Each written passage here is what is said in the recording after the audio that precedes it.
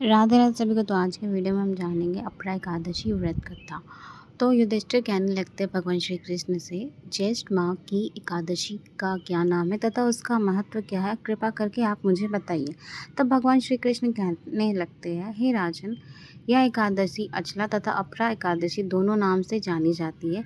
पुराणों के अनुसार ज्येष्ठ कृष्ण पक्ष की एकादशी को अपरा एकादशी कहा जाता है, क्योंकि यह अपरा देने वाली है। जो मनुष्य इस व्रत को करता है वह संसार में प्रसिद्ध हो जाता है। इस दिन भगवान श्री हरि की पूजा की जाती है। अपरा एकादशी का व्रत के प्रभाव से ब्रह्म हत्या, भूत योनि, दूसरों की निंदा आदि सब पाप दूर हो जाता है।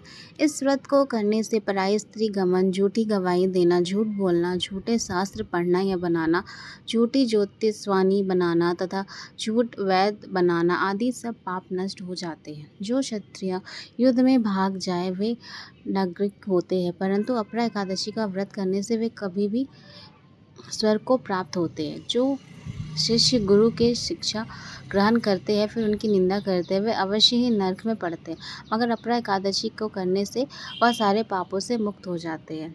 जो तीनों फलों में पुष्कर कार्तिक स्नान करने से या गंगा तट पर पितरों को पिंड दान करने से प्राप्त होता है, वह एकादशी का व्रत करने से प्राप्त होता है।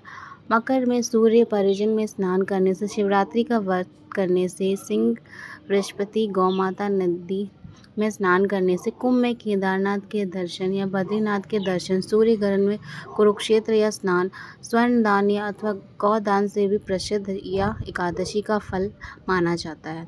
यह व्रत पाप रूपी वृक्ष को काटने के लिए कुल्हाड़ी, पाप रूपी ऐंधन को जलाने के लिए अग्नि, अंधकार को मिटाने के लिए सूर्य के समान, मर्ग को मारने के लिए सिंह के समान अतः मनुष्य के पापों से डरते हुए इस व्रत को अवश्य करना चाहिए।